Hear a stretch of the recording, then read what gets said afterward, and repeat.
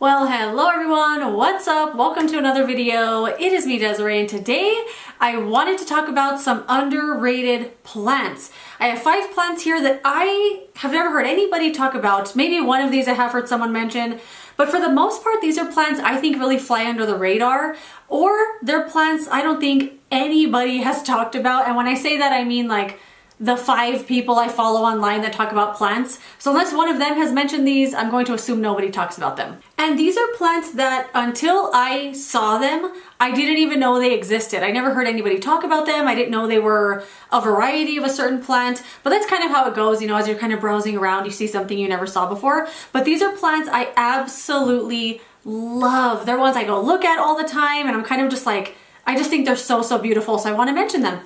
So the first one I have to mention is this beautiful begonia. And I know that this looks like a peperomia, and my boyfriend even asked if it was a peperomia, or he called it a pepperoni. But this is not a pepperoni, it's actually a begonia. At least that's what it was labeled. It was labeled as, I always forget what it's called, Begonia Red Ruby.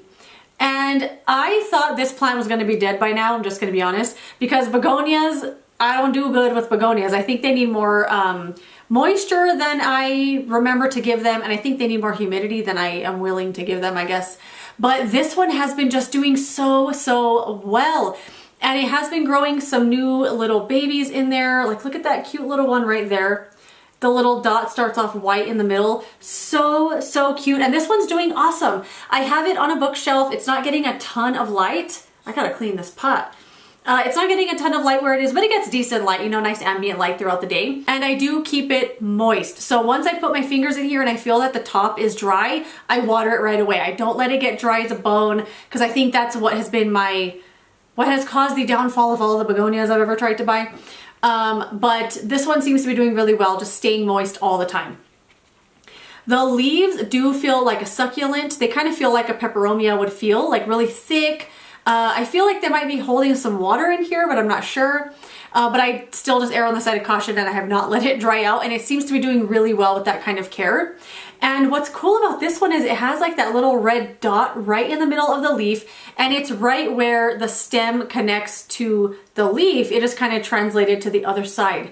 I think it's absolutely beautiful. Look at that beautiful pattern on those leaves, that like little light green vein. It's so beautiful. I had never seen this plant before. When I saw it at the store, immediately I thought it was a peperomia, and I picked it up and it said it was a begonia, and I thought, oh no, I'm not gonna do good with that. And I didn't buy it, but I couldn't stop thinking about it. Like 2 weeks went by and I was just like, I keep thinking about that really cool plant I saw. I'm just gonna get it and try it. And when I went back to the nursery, there was only a couple left. I actually think this was the last one, if I'm not mistaken. Or it was one of the last few, and I'm so glad I got it. What was the price on this one? $12.99. I think that was pretty good for what it is. I think it's beautiful. I don't hear anybody talk about it, and I had never even heard of it until I found it that day. I love this one. I want to bring it in here and put it there so I can look at it every day. It's so beautiful. Okay, the next one I want to mention is one that I had never heard of. Again, I had never even heard of this plant when I saw it. I thought it was just your regular traditional ivy. I did show this in a video because I think I repotted it. Repotting plants I like, or something like that. I think that's what I titled it. But this is still a plant I absolutely love. I'm going to try to show you it here without dropping it. This is a wax ivy, and I did not even know that this existed, because from far away, or from not even that far away, it doesn't look like it's wax. It looks like your traditional, like, you know, thin-skinned ivy plant. Ooh, there's a dead leaf right there. And I mean, what drew me to the plant was the way it was in the pot, but it was in a hanging basket, and it was like twisted up the little hanger part, and it looked so cool, but I wanted to take it out. So I took it out, I repotted it in that video, and it's doing really well. Like it took to repotting very well. Spit it out. But what's really cool about this plant is that it doesn't attract pests the way that regular ivy does. So if you've ever had an ivy that suddenly had spider mites all over it, or little spider webs, and you just got attacked by bugs, this one is not supposed to attract the pests the way that those ones do. They even stayed on the tag.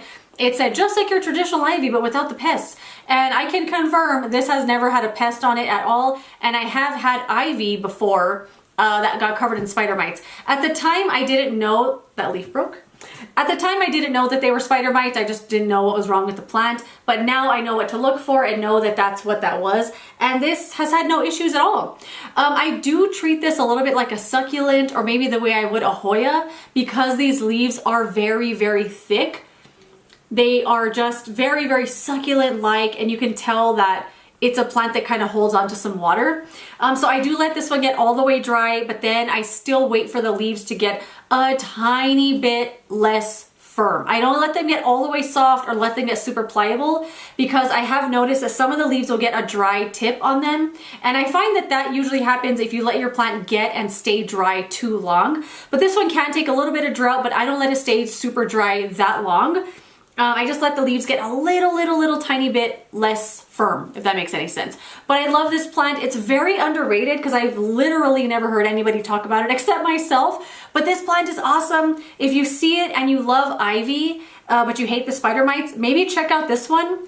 I think it's a little bit easier to take care of than ivy is. And I think it's absolutely beautiful. It vines really pretty. The leaves have these little like curved up tips to them. And it's just a gorgeous plant to look at and to watch grow.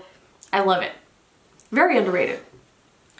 Okay, let's talk about this one here that's right in the frame.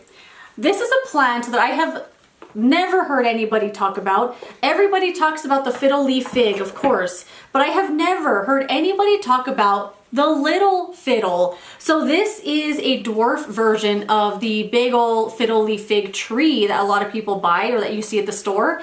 And although those look cool, I don't know if it's that practical to have that in your house, because a lot of people buy it and then they say it's very fickle. If you move it, all the leaves will fall off. Like, you gotta kind of baby it because it can be kind of a diva. This one needs a little bit of a dusting.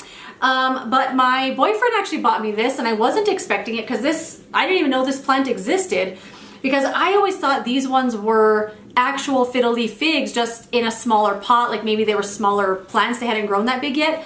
But what I've learned about this is it's actually a dwarf version, so it's not going to get those big giant leaves like a lot of like regular full fiddle leaf figs do. But this one does get big leaves on it. Like this one here is the newest leaf. Oh my gosh, when this leaf was coming in, I just kept touching it every day. It's firming up now, and when the leaves first come out, they come out super, super flat. Look how beautiful that is, just glossy. They come out super flat, and then they kind of get that traditional like fiddle leaf fig kind of bending and waving and curving to the leaves, like little dips and stuff. But as they're brand new, they're super flat. And this plant so far has been extremely easy for me. I don't want to jinx it, but I also have not moved this plant since I got it. Like the day I got it, I put it underneath the skylight on the kitchen counter, and I have not moved it at all since then. I've taken it out of the thing to water it, and I put it right back where it is. I did give this a little spray once for spider mites. I don't know if it was actual spider mites or if it was too much dust or something, but I thought I saw a little bit of something on here, so I did spray it down with some Captain Jack's insecticidal soap, and it's been fine since then.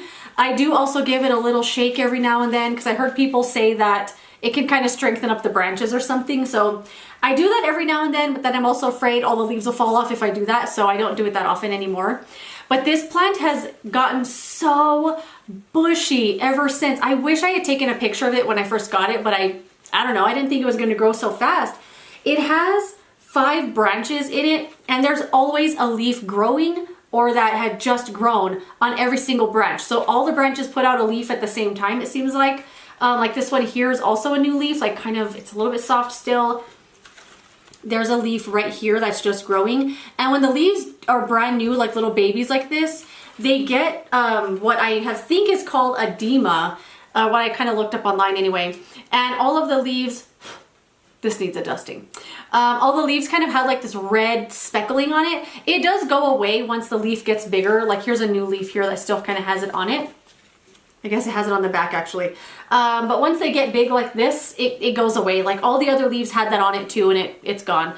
But I love this plant so much. I think it's so easy, at least for me, because I haven't moved it at all. I do let it get dry, like all the way dry, and then I water it. I just bottom water, which means I either just pour water in the basin and let it soak up all the water that it wants, and then I put it back in the same exact spot. It's gotten so big, it's so easy. Love this plant so much, and every time I see one now, I'm like, I want to get another one. I think it's absolutely gorgeous. One of my favorites. I love it. and no one ever talks about it. So weird. Okay, let me move this, and I'm hoping bringing it in here isn't gonna freak it out. Okay, this next one is a plant that I have talked about before. I mentioned it in one of my favorites videos last year, and it is string of hearts, but it's the variety called Silver Glory. So I didn't even know this plant existed until I saw it. The nursery that I go to all the time, that's right by my work, they have like these long rods across the greenhouse, and of course they have like hanging baskets on there, and I always see string of hearts hanging and different string of things, and I saw this there and I was like, what is that? Because it looks like string of hearts, but the leaves are much bigger, they're much thicker, and they're much more firm. Like, I think this one is 1,000 times more beautiful than string of hearts, and it was, I think, the same price as the string of hearts hanging baskets were. It has grown so much since I got it. I have it on a shelf in my living room there underneath the skylight, and I kind of hooked one of the vines onto this little hook, and I have it hanging like this piece is hanging on a shelf. But look at this mess. I always wanted to untangle this, but I kind of like, oh my god, it looks like I have a beard. Anyway, I wanted to untangle it, but I kind of like it. I kind of like the way it looks like this. This plant is absolutely gorgeous. Let me see if I can give you a little close-up of the leaves here. So they have this really beautiful pattern on them, like this silvery white, silver green color in the middle, and then they're all around the edges is like a dark green, and they're really firm. So it's really easy to tell when this plant needs water. What I've been doing for it is letting it stay dry. I let it get dry and stay dry until the leaves get soft. Because this is a succulent, you can kill this plant with one overwatering. And I do not want to do anything that would harm any of these beautiful little hearts on here.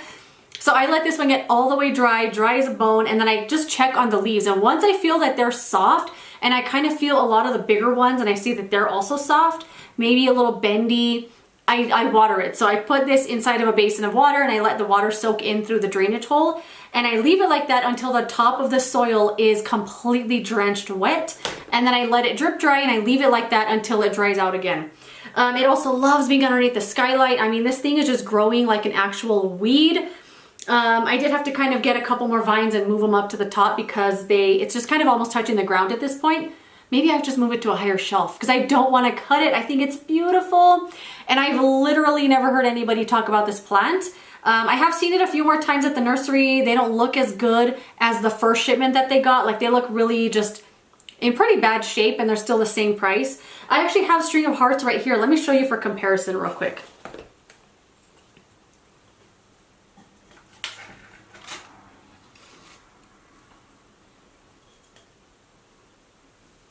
Little tangled. So this is my poor string of hearts. Most of the hearts are down here, but this one for me just grows really small, tiny little hearts. And I've seen people with like bigger ones, maybe it just needs more light or something, but this one does grow very tangled as well, which I do like that look. But the hearts on this one are really small, and they're also a lot thinner. So this one for me is a little tricky to tell when it needs water because the leaves are so thin. So this one here feels firm. I kind of just find the bigger ones and see if they still feel really firm. But this one's tricky for me as far as watering goes, but it's still doing really well. But when you look at the comparison, I mean, there's no comparison. I mean, look at that. So I love this one so much. I would highly suggest grabbing this one over this one, just because of the ease of care, and the price was exactly the same. And it's way more beautiful in my opinion. If I see another one that's this big, like, I'll be so tempted to get another one. Now that I'm looking at this and I see these long strands, I don't know how many of you guys out there follow Nick Alexander. He does videos on YouTube and he has an Instagram as well. He put up this video that made me bust out laughing. I have it saved on my little thing and I watch it all the time. It was so funny. He has like these two, he has like a long ponytail made of string of hearts, I think. And he's like tossing it around like this, and he puts it around like, oh my God. It's so funny. I don't think I can overlay it here without getting in trouble, like a copyright or something. So I'll link his Instagram in the description box and you can kind of search for it there. It's one of his most recent reels. It's so funny. If you're a planty person, you'll find it funny. Otherwise, you'll just think he's weird, but it's really funny. Okay, and then the last plant, I saved the best for last. Okay, This is a black pagoda lipstick plant. Okay, I did not know that this plant existed until I found it at the grocery store, and I was taken. I was taken by this plant. I kept passing it and I was just like, I know I was standing there with my mouth open, like just staring at it. I couldn't believe it existed. I had no idea what it was. And I had to look it up. Like I was using like an app to take a picture of it to kind of figure out what it was. It wasn't labeled at the time, but I figured out now it's a lipstick plant, but the variety is called Black Pagoda. Oh my goodness. This one I bought at a local, the nursery down by my work. I took the tag off, but it was $20. And look how big this is for $20. This is actually one I bought for my grandma because I just think she would love this plant. I already have one, and when I got her this, I was like, I want to keep that one and I want to give her mine, but no, I'll give her the big beautiful one because I did buy it for her. This plant I think is very underrated because I don't really hear anybody talk about it. When I was searching online when I first bought mine, I was looking on YouTube trying to find Black Pagoda care videos, and I really only found one that I thought like resonated with me, and it was by Mind the Leaves. She doesn't put up videos anymore, but her channel is really good. But she's the one that made me feel confident getting this plant because it's so easy. So I let this plant get all the way dry, and I let it stay dry. And I'm obsessed with checking on the leaves to know when plants need water. I think it's the best way to tell. But you have to get to know your plants, of course. But this one I do treat a little like a Hoya. So the leaves should feel pretty firm if your plant is well watered. If they're starting to feel really soft and you're like, oh, these feel kind of thin and dehydrated, then give it some water. Same thing like I do for all my plants. I put this in a basin of water and let it soak up through the drainage hole, and I let it just sit like that for an hour, however long I feel like, just until the top of the soil gets wet. I probably water this like once a month, maybe once a month. It seems to go a long time without water, and it just thrives and thrives and thrives. This is a very underrated plant. Like I said, I never hear anybody talk about it. I didn't even know that it existed until I saw it in the store, and now I'm obsessed. So the leaves are so pretty. They grow like in this little curved shape like this. Really beautiful. And they're green on one side with this really pretty pattern. They kind of look like, what are those orchids that have like the little lightning bolts all over them? It kind of looks like that. But then on the back, look at the back side of this leaf. It's like the opposite. Like here it's dark green and maroon. On the opposite, on the back side, it's like dark maroon and light green. It's so beautiful, really, really easy, and just an absolute stunner of a plant, like definitely a showpiece. And the one that I have has a flower on it. It has a flower. It hasn't done anything yet, but I'll show you a little picture here. It hasn't like opened up or anything, but it's there. Oh my God, I was so excited to see that. So this is my number 5 underrated plants you need to know about. We had the Silver Glory String of Hearts, the Begonia called Red Ruby, Wax Ivy, and the Little Fiddle. Definitely plants I absolutely love, and I never hear anybody talk about them. I'm just gonna hold this like this, I guess. Anyway, that is it. Let me know some of your underrated plants, or have you heard of these ones that I have here? Do you have them? Let us know down in the comment section. I would love to hear from you. But that's it. Thank you so much for watching this video. If you enjoyed it, don't forget to give it a thumbs up. My arm. Subscribe so you don't miss the next one, and I will see you later in another video. Goodbye.